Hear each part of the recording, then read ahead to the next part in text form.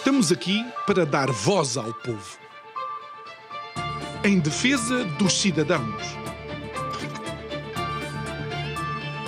pela dignidade humana. Todos temos deveres, mas também todos temos direitos. Será que existe justiça? Isto é o povo a falar.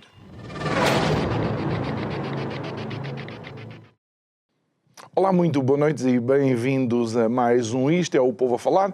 Já sabe, o programa está consigo de segunda à sexta-feira, neste mesmo horário, não só aqui na Curiacos TV, mas também na Rádio Vida, em 97.1. O meu nome é João Nuno Pinto e ao longo destas 8 temporadas de programa temos recebido o mais variado número de convidados que olham não só para a sociedade em geral, mas para determinados aspectos em particular e de alguma forma tentam fazer uma antevisão daquilo que poderá ou não ser a sociedade do futuro. Alguns escrevem e com alguma regularidade, é o caso do nosso convidado de hoje, João Maurício Braz. Boa noite, João, obrigado por estares aqui uma vez mais. Deixa eu colocar-te aqui já duas questões de ficção. Ao longo do tempo tens escrito, de facto, com regularidade e nessas tuas palavras, por assim dizer, encontramos muitas vezes uma previsão do que é que pode ser a sociedade do futuro se determinadas coisas não forem transformadas ou se determinadas coisas, inclusive, não pararem o seu progresso. Sentes-te aquém daquilo que foram as tuas previsões quando olhamos para as sociedades atuais e para o momento que vivemos, não só em Portugal, mas um pouco por todo o mundo? Antes de responder, brincar um bocadinho contigo, agradecer-te a ti e ao programa terem-me oferecido este casaco. Não, estou a brincar. O convidado das t-shirts. É uma piada privada. Inside. Não sei, isso que estás a dizer.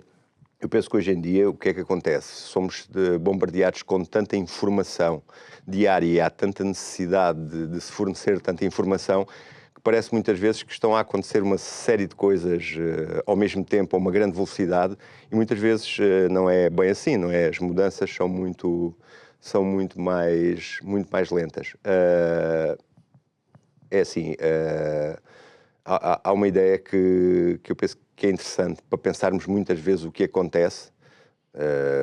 Não sei se estarás de acordo, mas isso agora também não importa. Interessa, muito não é? É que nós temos uma visão da história. Há uma determinada visão da história, que é uma visão do progresso e também uma visão cristã da história, em que há uma espécie de finalidade na história humana. Nas coisas que vão sucedendo, nas coisas que vão acontecendo, há uma espécie de racionalidade intrínseca à própria história, e para quem tem uma crença progressista na história, vamos sempre do menos para um mais. Há recuos, mas há um avanço progressivo da civilização e tendemos sempre para uma determinada finalidade. Mas se calhar essa é uma, como é que eu ia dizer, é uma espécie de uma ilusão, de uma ficção que nós humanos projetamos sobre as coisas que fazemos e as nossas ações, porque na verdade não há qualquer finalidade intrínseca à ação humana. Isto estou a colocar numa visão unicamente histórica e política e não religiosa, não é? Não há qualquer finalidade e não havendo qualquer finalidade, as coisas que vão acontecendo devem muito também ao aleatório, ao acaso. E o que vem amanhã pode, na verdade, não é ser relativista, mas não é melhor nem pior do que estava ontem, é diferente. Portanto, não há essa finalidade, não há progresso na história, não há finalidade, não há racionalidade. Há coisas que vão acontecendo e que nós muitas vezes pensamos que controlamos, mas não controlamos. Não estou a responder diretamente, mas para... Quer dizer, podemos não controlar na sua gênese, mas eventualmente teremos alguma capacidade de controle no seu desenvolvimento ou em deixar ou não progredir aquela situação. Mas a ideia é que tendemos para este fim, ou cada vez somos mais, estamos cada vez mais civilizados, ou mais isto ou aquilo, ou o marxismo dizia vamos chegar à sociedade sem classes, liberalismo também, o mercado livre que regula as relações entre as pessoas e é o critério da liberdade dos indivíduos. Tudo isso no fundo, são crenças, unicamente crenças, e o fundamento é a própria crença e não tem... A seguir pode vir outra coisa completamente diferente. E eu penso que nós temos que dar esse salto de olhar para a história de um outro modo e aí perceber que se calhar não controlamos tanto as coisas, quer dizer, controlamos em momentos específicos, em períodos temporais limitados. Por exemplo, o que está a acontecer hoje, não é? Estamos a ouvir sempre as histórias sobre o Trump diariamente e as narrativas também de demonização do que está a acontecer, do sistema que está ainda vigente, mas que deixará de estar, felizmente. Mas, por exemplo, a Revolução Russa de 1917, a própria queda do Iluminismo, a Revolução Francesa, não eram coisas expectáveis, aconteceram, tem ali uma componente também de algo de surpreendente e inesperado. Por exemplo, há um ano também ninguém diria que hoje estávamos a ver os detentores das grandes tecnológicas sem as agendas progressistas e o woke e daquelas coisas todas ao lado de uma visão do mundo que supostamente é uma visão conservadora e uma visão de uma outra direita. Ninguém diria isto no espaço de um ano ter uma mutação terrível. Terrível no sentido de inesperada, não é? Portanto, daqui a um ano, não, que as coisas demoram mais, mas daqui a não sei quantos anos também não sabemos o que é que pode suceder. Claro que nos entretemos a especular e a traçar cenários de futuro e não sei o quê, mas muitas vezes esse futuro surpreende-nos completamente, não é? Qualquer pessoa, se nós pegássemos em alguém do século XV, XVI ou XVII e o colocássemos hoje, por exemplo, a nossa relação com Deus, as pessoas ficariam surpreendidas, não é? Como é que há tanta descrença, tanto laicismo, essas coisas assim. Ou seja, não, na realidade, não dá, usando as palavras de um grande futebolista, prognósticos só no fim. Sim, e isto no fundo coloca-nos para além de qualquer visão, embora eu partilho isso que diz, e é verdade, para além de qualquer visão pessimista e de qualquer visão otimista. Se quiseres, eu estou mais nessa praia, não é? Estás sentado em cima do muro? Devemos estar para além do pessimismo e do otimismo. As coisas vão acontecendo, não é? As coisas vão acontecendo. Claro que nós queremos que elas aconteçam de acordo com as nossas convicções, com a nossa visão do mundo. De facto, o sistema que dominava, e que ainda domina, mas que está em erosão no Ocidente, esta espécie de uma espécie de ordem mundial, que agora, quando caiu, por exemplo, a União Soviética, no fim dos anos 80, que nós pensámos, não é? Eles dizem, pronto, acabou, a história chegou ao fim, as democracias liberais é a última grande personificação da história humana, haverá conflitos, mas será sempre as democracias liberais que predominam, essa é a ordem final. Nós hoje vimos que afinal não é ordem final nenhuma e estamos perante uma nova ordem, não é? Uma nova ordem que surge, em que a ordem antiga desenvolve sempre mecanismos e contramedidas de diabolização dessa nova ordem, mas essa nova ordem, se surge, e no momento acontece isso, por exemplo, nos Estados Unidos, são em eleições democráticas, em que as pessoas livremente escolhem outras opções, escolhem outros caminhos, não é? Mas a prova de que as coisas vão acontecendo, e se calhar, independentemente das expectativas que se colocam ou não, em sistemas que podem ou não fazer coisas acontecer, é, por exemplo, também não seria expectável há 50 anos, em que a China era o inimigo, mas a única preocupação era o comunismo chinês, nunca a economia chinesa, e, no entanto, hoje em dia lidamos com um domínio, não digo avassalador, mas um domínio também económico por parte da China. Isso no fundo vai ao encontro dessa ideia, não é? Que as profecias, vá lá, sobre a história falham muito mais do que acertam, não é? E há um inesperado, hoje em dia, e isso acontecia também nas democracias liberais, não é? Até aquela própria ideia, por exemplo, o Trump fala nos anos gloriosos, não é? A América vai voltar aos anos gloriosos. Respondendo e chegando à tua questão, é uma ideia interessante porque os anos gloriosos, que é entre o fim do século XIX e o início do século XX, caracterizam-se por quê? Por um setor económico privado que é muito mais forte que o Estado e que impõe as suas regras ao próprio Estado e às próprias, vá lá, democracias. e são, na altura, o que eles chamavam os progressistas, que se opõem a esse... Querem mais controle do Estado, mais direitos laborais, mais respeito dos direitos laborais, depois o progressismo transforma-se noutra coisa completamente diferente. Mas essa pulsão de um certo liberalismo, que era a autonomia total do Estado e a redução do Estado a papéis mínimos, transformou-se depois com o desenvolvimento do próprio liberalismo num capitalismo de Estado. O que nós hoje temos, de um certo ponto, é um capitalismo de Estado. Podemos dizer quem é que sequestrou o Estado no Ocidente, ou quem é que controla o Estado no Ocidente, não é? Aquela ideia de um poder global que destruiu as soberanias nacionais, essas coisas todas, mas que controla os próprios Estados. A China também é um capitalismo de Estado, não é? Tal como no Ocidente. Portanto, num certo sentido, China e Ocidente aproximam-se muito mais do que aquilo que se possa pensar, não é? Ninguém esperaria isso, mas isso se calhar também tem a ver com visões nossas, não é? Que são muito, fala-se muito nas questões da perspectiva ocidental sobre o mundo. Nós olhamos muito para as coisas a partir do nosso ponto de vista. A realidade chinesa, tu sabes isso bem, que estiveste lá, é muito diferente da nossa e do nosso olhar para as coisas. Como no próprio Estados Unidos, nós não percebemos o que se passa nos Estados Unidos, e o modo de ser americano é muito diferente do modo de ser ocidental ou do modo de ser português, não é? Nós, quando olhamos para lá, segundo a nossa bitola, falhamos a maior parte dos diagnósticos, porque é uma realidade completamente diferente, não é? E por mencionares esses dois países, eu creio que recentemente também aqui no programa se falou sobre isto. Neste momento a Europa vai ser quase insignificante neste tabuleiro global, porque estamos a falar de dois superpoderes que funcionam a velocidades completamente diferentes.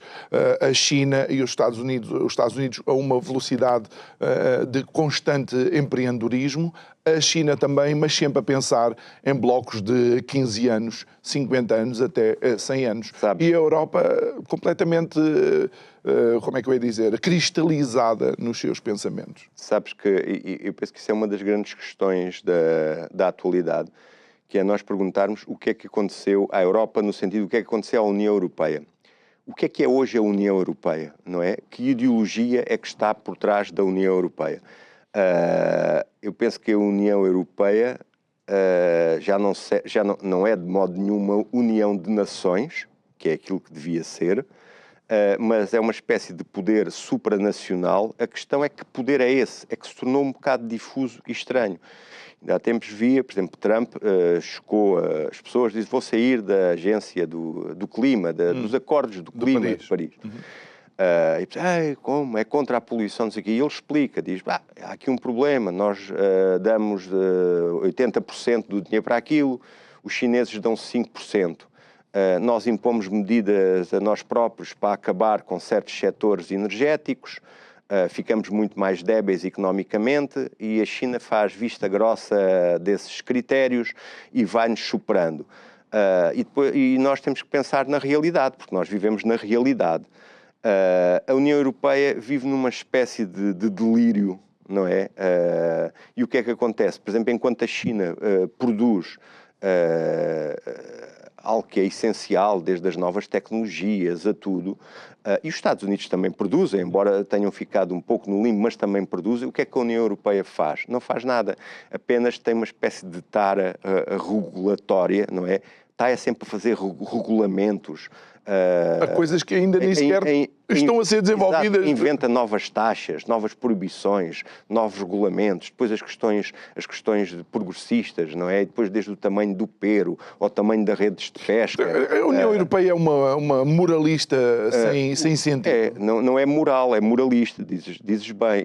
E de facto esta União Europeia está completamente podre e é um fator de atraso e de destruição da própria Europa e da força que é a Europa e dos países europeus. Só que tem, de facto, os países sequestrados, não é? Agora, isso provavelmente poderá mudar, não é? A Alemanha está a atravessar uma crise séria, precisamente porque adotou esses critérios, não é? Agora, por exemplo, com a guerra, está dependente do gás russo, dessas coisas todas, não é? Quando destruiu uma parte do seu setor energético. Por uma espécie de taras, de manias progressistas. Por exemplo, estas questões do clima, é óbvio que há problemas, não é? Se nós produzimos muito mais, se somos muito mais, se consumimos cada vez mais, é óbvio que alguma coisa vai mudar. Mas também há muitas dúvidas sobre aquilo que é o verde, não é? E o eco, até que ponto é que isso também não é poluente, até que ponto é que não tem determinadas implicações e consequências. Portanto, isto não é...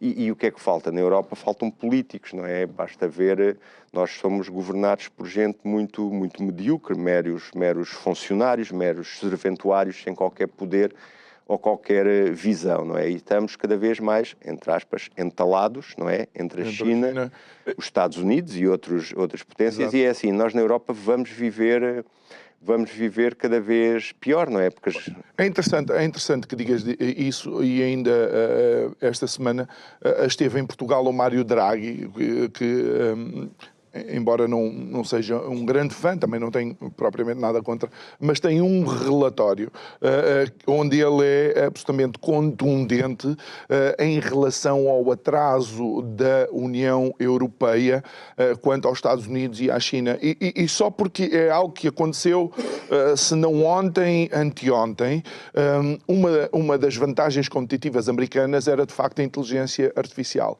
A China libertou um programa de inteligência artificial, o DeepSeek, que imediatamente abalou o mercado, sendo substancialmente mais barato, utilizando muito menos chips e com a mesma ou mais capacidade de resposta.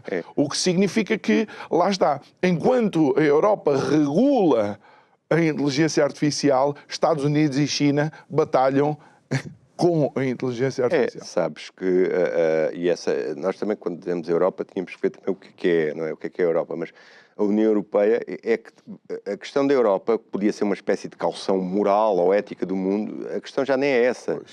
A inteligência artificial pode levantar problemas, essas coisas todas. E levanta. A questão é que a Europa é apenas legal, não é? A questão legalista. Tem uma série de milhares de burocratas que se entretêm ali a fazer umas normas e umas regras e não sei o quê. Eu acho que a Europa, de certa forma, transformou-se numa plataforma de um certo tipo de capitalismo que também está a ficar completamente ultrapassado. E que tinha aquela calção progressista, não é? Para se ir entretendo. Mas esse modelo está também completamente ultrapassado. E os chineses e os americanos não brincam, não é? Quando digo essa calção, via de outra vez uma coisa interessante, que não tem nada a ver, mas tem, que era o Presidente da República, Marcelo Rebelo de Sousa, a dizer que estava muito preocupado com a democracia nos Estados Unidos, e Trump e a democracia, mas depois aparecia numas fotografias todo sorridente e a apertar a mão e a dar abraço a tiranos e a cleptocratas africanos e a Estados completamente falhados, que ele, por vistos, gosta muito de visitar e é muito amigo. É esse vazio também moral, não é, do Ocidente, da Europa Ocidental. Eu acho que isso é completamente danoso, não é? E vamos pagar um preço, porque já nem somos bons numa coisa, nem noutra, nem na ética, nem na economia, não é? Olha, João, eu não gosto muito de utilizar adjetivos que tenham a ver com a saúde mental. Tem uma componente, mas é uma forma de descrever que eu não consigo encontrar outro adjetivo para os políticos nacionais na atualidade. Não quero generalizar para o resto do mundo, mas atualmente aquilo que assistimos é, de facto, a uma mudança de posição de um dia para o outro, não sei motivada ou alavancada porquê, mas só me faz lembrar a famosa frase do Obelix nos livros do Asterix: os romanos devem ser loucos, que é, por exemplo, ver Pedro Nuno Santos, que ainda há pouco tinha estado num almoço de comida típica asiática, da qual eu gosto bastante, e agora veio falar falar sobre a necessidade de regular a imigração, criando, de facto, depois o caos no próprio PS. Sabes que isso é um exemplo de algo que é, agora falando no panorama interno, algo que é devastador e que é catastrófico, que é a mediocridade da política nacional.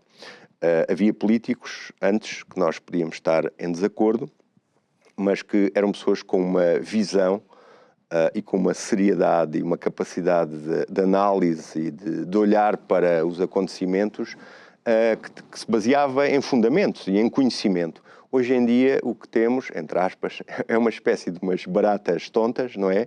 Em que é tudo um jogo para aparecer depois no Jornal das 8 e mais não sei o quê, e de facto não se vai aos verdadeiros problemas. Ainda hoje estava a escrever um texto para um jornal, para o Sol, a falar sobre isso da imigração. Por exemplo, se nós pensarmos um pouco qual é a grande questão da imigração, principalmente, a grande questão da imigração, a esquerda pegou na questão da imigração, vem aí temos que lutar contra os fascistas. Os imigrantes é o bom selvagem, todo imigrante é bom. Vêm aí os fascistas querem fazer mal aos imigrantes, nós estamos do lado dos imigrantes. E vão para a rua, não sei o que, os fascistas. Depois há também uma certa direita que diz que os imigrantes são todos maus, são todos uns bandidos, são todos umas criaturas odiosas, têm que ir tudo embora. Ora, isto é falhar completamente um problema muito grave que está a acontecer numa sociedade como a portuguesa. Ou seja, nós temos, no espaço de um ano, a imigração, no espaço de um ano, não, no espaço de 10 anos, a imigração subiu de 300 e tal mil pessoas para 1.100.000, ou o que é que foi. É uma mudança sociológica numa população pequena muito grande. E a grande questão da imigração devia-nos fazer pensar em algo que é um modelo económico português que é completamente falhado, que é baseado na miséria e na desgraça, que é promovida pelo PS, pelo PSD e pelos partidos de esquerda, que é salários baixos, trabalho precário, uma carga de impostos muito grande, uma tributação muito elevada, para o Estado Social, incumprimento de contratos, não é? E, por exemplo, quando depois há aqueles argumentos que é assim, mas se não fossem os imigrantes o país parava. Se não fossem os imigrantes a restauração parava. É verdade, mas isso é uma falácia, porque só estão a dar a conclusão, não estão a dar as premissas, que é, se pagassem salários com outras condições, se calhar não era só pessoas completamente com vidas precárias e pessoas completamente aflitas e desgraçadas que aceitam tudo para conseguir sobreviver. É esse modelo, são essas questões. Por exemplo, o direito à habitação condigna, a uma escolaridade como deve ser, o acolhimento de imigrantes na escola é uma desgraça, é uma miséria, aquilo não é nada, é uma palhaçada. O respeito por direitos laborais, a existência de contratos, muitos desses imigrantes nem ordenado mínimo recebem. Ou seja, aqui as questões são essas. Isso é a questão nuclear. Não é os fascistas, não há fascistas nenhuns, quais fascistas? Há um maluco ou dois a gritar não sei o quê, nem os imigrantes são todos criaturas monstruosas que vão não sei o quê. Não é isso, portanto, é esta questão essencial, é o modelo económico do país, que é um modelo que há umas elites medíocres que vivem muito bem, lá, e depois o resto é miséria, salários de miséria, precariedade, essas coisas todas, que a imigração vem também, o grande drama, o grande problema desta imigração, para além de não poderem estar 400 mil pessoas ilegais, eles dizem indocumentados, não é só indocumentados, é ilegais, não é?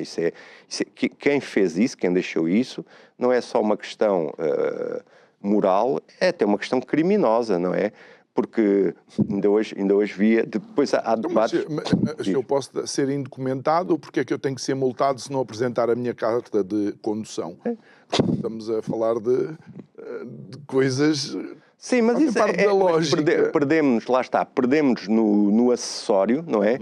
Para não enfrentarmos o essencial, que é, há um modelo económico, que é da responsabilidade em muito dos políticos que temos, que é um modelo económico de miséria, que é completamente falhado, que era isso é que devia estar a ser debatido, e são esses políticos, esses partidos que vivem desse modelo e o perpetuam, é que deviam ser... Mas isso não interessa, é muito mais fácil andarmos na televisão a falar dos fascistas e dos não sei quantos e das facas, dos não sei quê. Mas consideras estes despertares violentos para determinadas realidades por parte de certos partidos paradoxais e que podem confundir o eleitorado?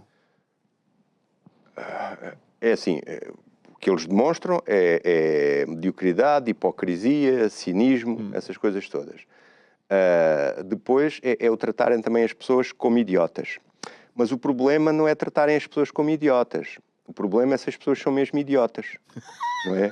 Que é um bocado o que acontece. Ou seja, e esse por exemplo, é que é o risco. Por exemplo, o episódio que recordei-me, agora até apontei o episódio do Bloco de Esquerda e das trabalhadoras do Bloco que estavam ainda a amamentar ou estavam grávidas e que foram despedidas, não é?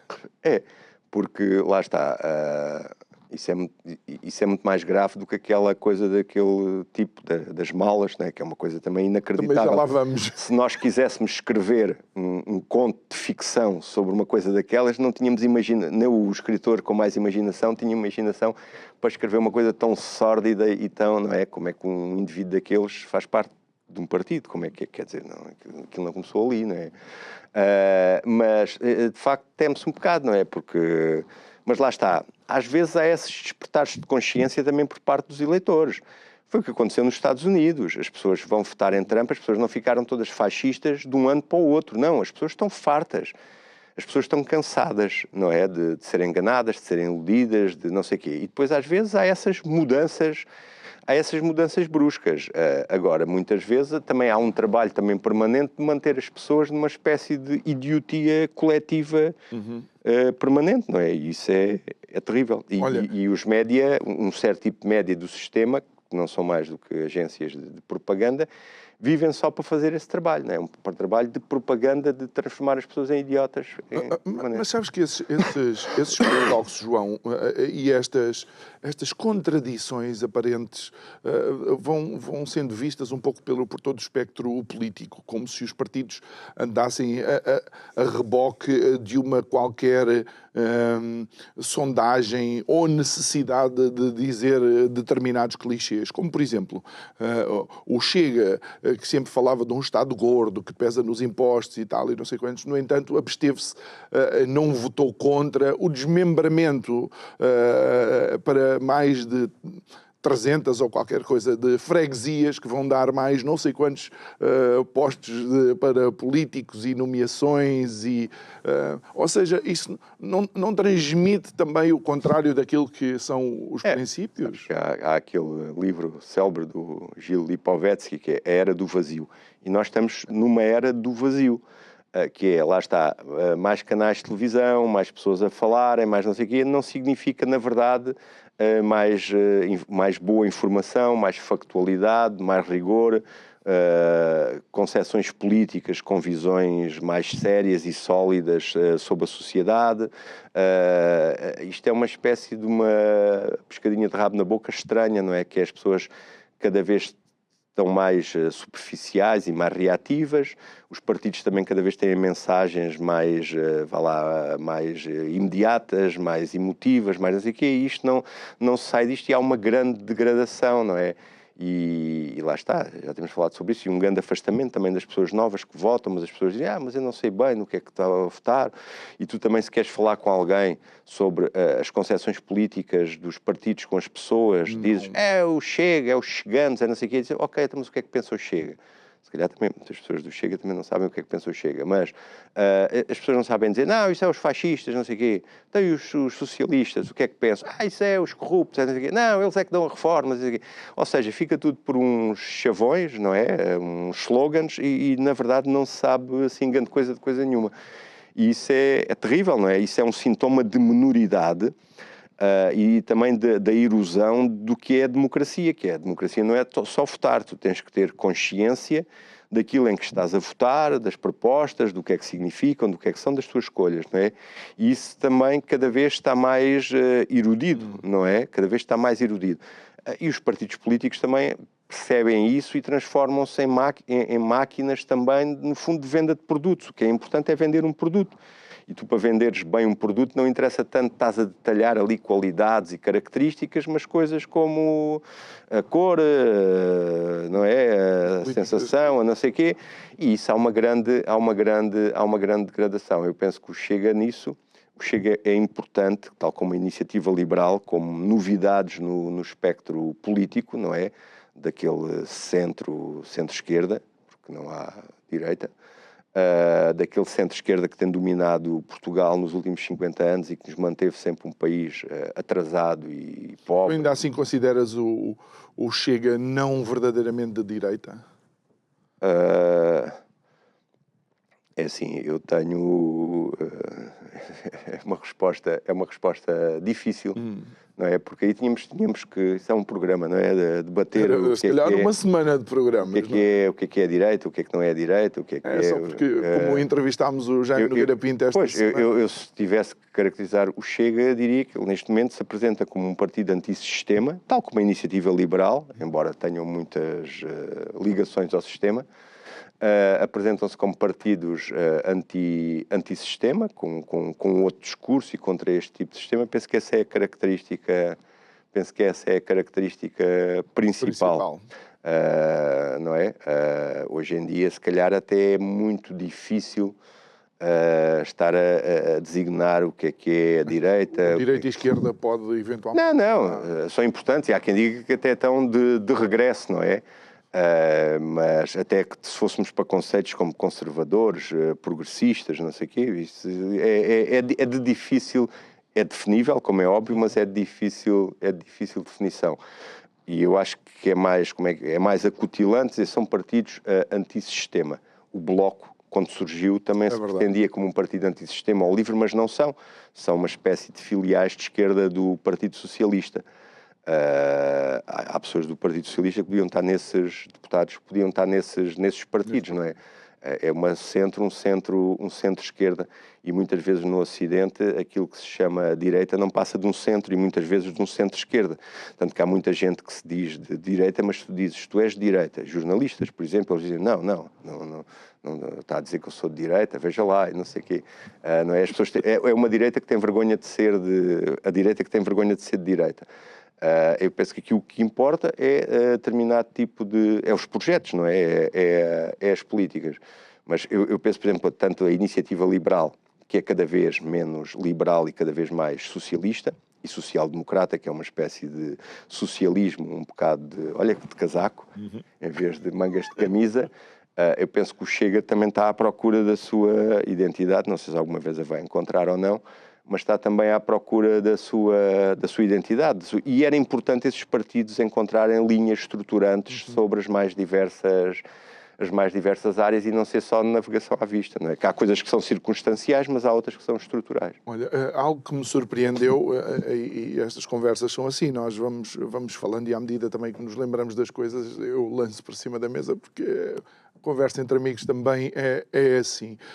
Foi, por exemplo, ver o Diretor Nacional da Polícia Judiciária vir falar dos números, em sequência daquilo que aconteceu no Bem Formoso e meter completamente o pé na poça, em que ele dizia que eram só 2 centenas e afinal passavam de 2.000.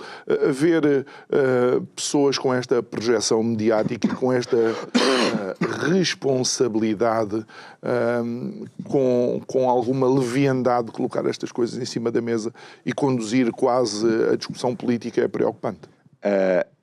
Sobre isso é o seguinte, o que ele disse, eu acho que houve uma coisa, entre aspas, mais grave do que ele disse. Ele, os 120, ele não disse que só havia 120 presos estrangeiros. O que ele disse é que dos perto de 2.000, nos 13.000 que existem, que 120 seriam do Bangladesh, do Nepal e da Índia. É o que é suposto, não é? Ele estar a dizer. Portanto, ele não disse que foram 120, é isso que ele diz. Mas é o dizer, isto é criminalidade hoje em dia, não é nada comparado com o que houve de multibancos que explodiam com bombas nos anos 80 e mais não sei o quê, isso não é nada e tal. Eu percebo e não percebo, não é? Porque ao mesmo tempo há uma tentativa, lá está, de tornar estas questões ideológicas, quando não se percebe. É verdade que os números, se a gente os estruturar, os números podem nos dizer aquilo que nós queremos. Dados, hoje saiu uma estatística muito interessante. As estatísticas não deviam servir para fins só ideológicos, mas por visto servem unicamente para fins ideológicos. É um facto que, por exemplo, das mulheres presas em Portugal, 25% são estrangeiras. É um facto que dos presos que existem em Portugal, entre 16% a perto de 20% são estrangeiros. A população estrangeira anda perto dos 10%, portanto supera um bom bocado o rácio. Agora, eu penso que há crimes mais graves, se calhar, do que as bombas. Não é mais graves, mas tão graves como as bombas nos multibancos, que é Portugal, neste momento, tem um aumento da criminalidade no tráfico de pessoas, escravatura de pessoas, a exploração de pessoas, sistemas de escravidão que existem. Violência contra as mulheres. Mas e nestes casos, não é? Nós estamos a vender pessoas, a tratar pessoas como escravos, não sei o quê. Isto são crimes muito graves. Temos organizações terroristas de outros países que existem, que estão a funcionar em Portugal. Isto são questões muito sérias e isto não havia há meia dúzia de anos. Isto é um tipo de criminalidade que está a surgir. A questão dos imigrantes, a questão da criminalidade e da imigração, que serve para dizer, não, eles são todos bons, os outros é que são fascistas, ou eles são todos maus, temos que correr com eles. Esquece uma coisa, que é, há um tipo de criminalidade que é dos imigrantes, mas também há uma criminalidade contra e em relação aos imigrantes, não é? Eles são vítimas também. Depois, duas notas sobre isto, que eu penso que tem algum interesse.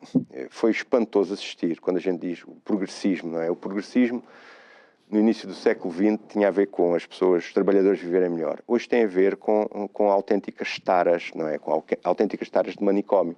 O tipo do PS, na sua cambalhota, veio dizer as pessoas que chegam têm que respeitar a nossa cultura. Eu vi numa série de televisões e de jornais do sistema as pessoas dizerem muito chocadas. Onde é que já se viu? Agora quem chega tem que respeitar a nossa cultura. Ou seja, se tu recebes uma pessoa em casa, deves tratar bem a pessoa que recebes, mas a pessoa também deve respeitar as regras da tua casa. Ora, respeitar a nossa cultura significa o quê? É que isso é o tal relativismo cultural, que é completamente destrutivo. As culturas não são todas iguais. Há culturas melhores e culturas piores. Há valores melhores e valores piores.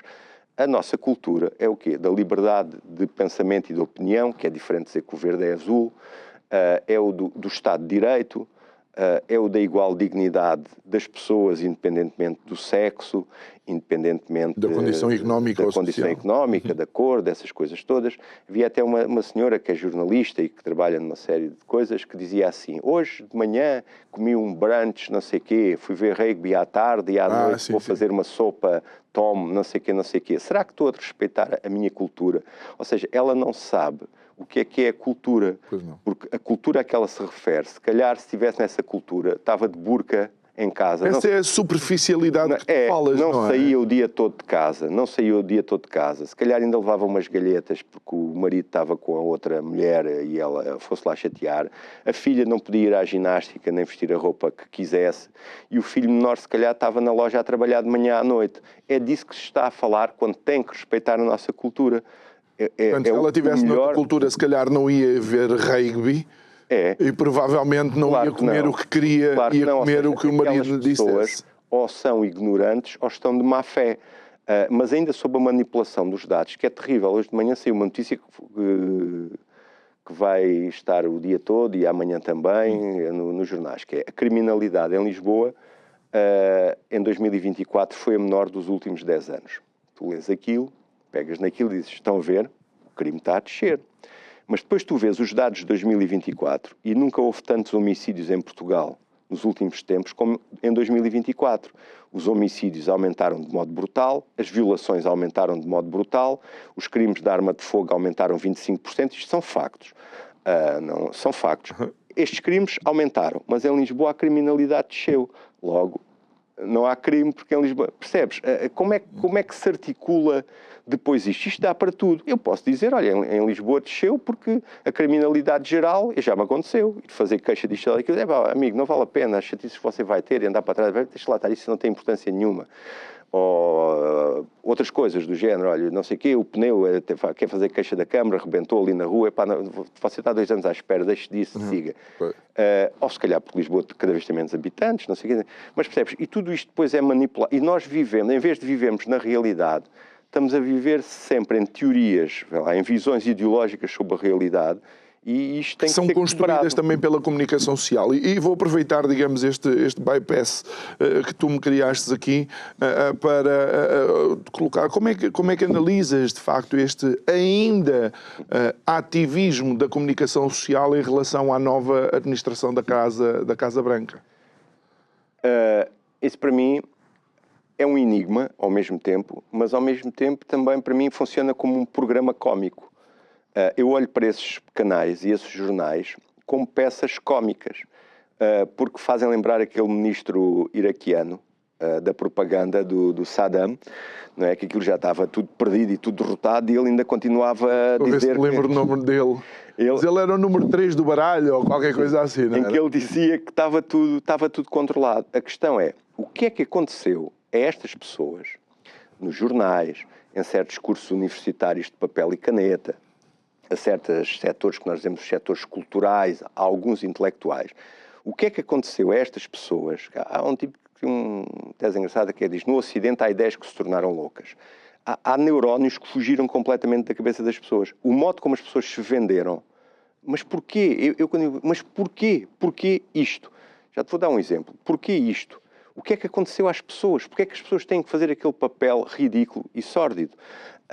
Porque a informação é um dos grandes pilares do Ocidente e das democracias ocidentais. As pessoas, a informação isenta, claro que a pessoa tem o seu ponto de vista, mas a pessoa ser crítica, ser analítica, ser factual e tudo isso, eles estão em constante propaganda e em constante delírio sobre as coisas.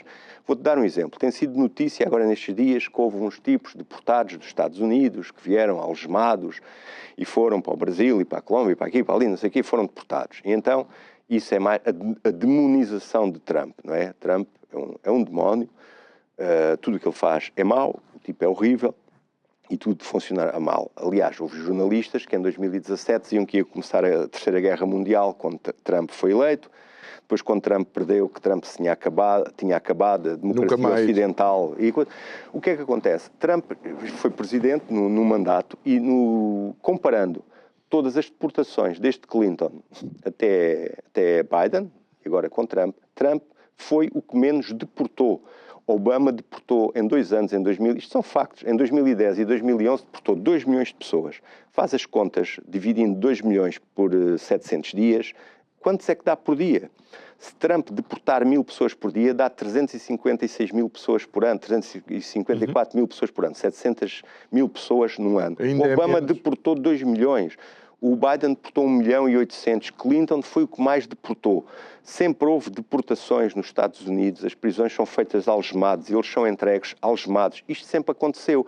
Porque é que eles pegam nisso e é apresentado como uma novidade, como uma questão excepcional, uma questão que nunca aconteceu, como já aconteceu e até em números muito mais elevados? O que é que se pretende com isto? Isto não é informação, isto não é jornalismo, isto é propaganda. Mas depois a pessoa pergunta, mas propaganda para quem e ao serviço de quem? E porquê é que aquelas pessoas se prestam a isso?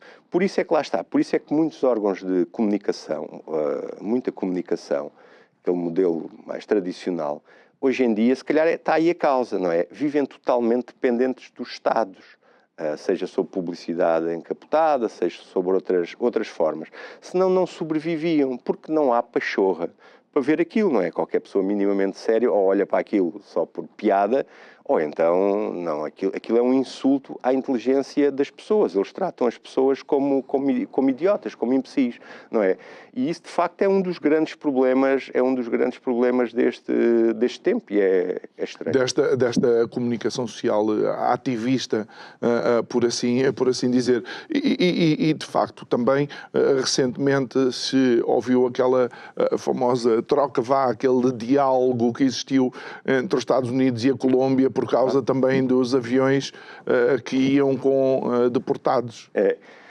Isso é uma história engraçada, não é? É uma história engraçada porque, assim, lá está, a gente vive na realidade e aqui nem estamos a fazer julgamentos de valor, não é? Os Estados Unidos pegou numa série de colombianos que estavam ilegais, deporta-os para a Colômbia, os aviões chegam à Colômbia, o presidente, uma espécie de Costa ou de Pedro Nuno ou do Sánchez, diz... Diz, não, nem pensar. Não podem aterrar. Não recebemos as pessoas, vão-se embora, isso é desumano, é imperialismo, não sei o quê. Eles voltaram para os Estados Unidos, Trump, que é Trump, disse, muito bem, o cônsul americano tem que regressar de Bogotá, os vossos produtos ficam com mais 25% e para a semana aumentam a 50%. A Presidente da Confederação do Café colombiana, não sei o que a economia vive daquilo, tirando o narcotráfico, e mais uma série deles, juntaram-se a Presidente, assim, gente daqui a bocado, o país está a arder daqui a uma semana. E como é que ficou? O Presidente ligou a Trump a dizer, olha, não precisa de se maçar nem gastar dinheiro, que nós vamos buscar aí as pessoas nos nossos aviões e podem vir algemados. Pronto. Não é? Ou seja, Trump está a adotar uma postura, pode não se gostar ou gostar-se, mas que se calhar é que se tem que ter com este tipo de sistema, que é não se ter qualquer tipo de respeito por isto, não é? Porque isto é uma... Uhum. Estamos a falar, será que está a voltar a realpolitik? Pois, não sei, é possível, é possível, ou pelo menos o início disso. Agora, que as coisas estão a mudar, uma evidência que podemos ter não se trata de acontecimentos pontuais, aconteceu isto aqui, não. Há uma quantidade de fenómenos, de acontecimentos do mesmo cariz que demonstram que algo está a mudar. Podemos depois fazer análises aos juízos, se é bom, se é mau. Agora, há uma coisa, pode ser mau, pode ser bom. Agora, há uma coisa que é estranha, que é aquela ideia de a democracia está em perigo, a civilização está em perigo. Ou seja, sempre que não votam em mim, ou sempre que não votam no meu modelo, então a democracia e a civilização está em perigo. Isso é devastador, ou seja, porque a democracia e a civilização ocidental, no que ela tem melhor, tem a ver também com isso, com a pluralidade, com a possibilidade de projetos diferentes sobre a vida das pessoas, desde que escolhidos livremente pelas pessoas, possam ser aceitos pelos outros. E vivemos num sistema, este sistema liberal socialista, deixou de aceitar as alternativas. É o não há alternativa. Que é o TINA, não é? O There is not alternative. Ou votas em mim ou não és democrata. No fundo, é uma democracia da escolha única. Tens que votar sempre no meu partido. Tens que votar sempre nos nossos. Há sempre uma alternativa, ou este ou aquele, mas que é o mesmo, não é? E isso está a ser rompido. Em França isso aconteceu e vai acontecer mais. Na Alemanha vai acontecer. Numa série de países está a acontecer.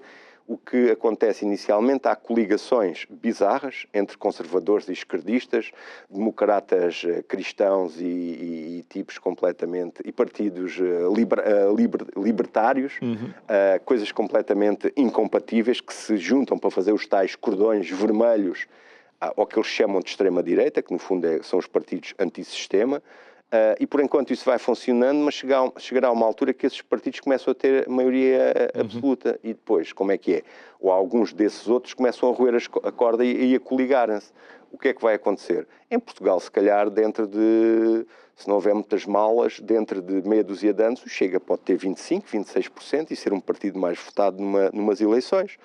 Claro que se vão coligar todos, o CDS vai-se coligar com o LIVRE, os liberais coligam-se com socialistas para combaterem o fascismo.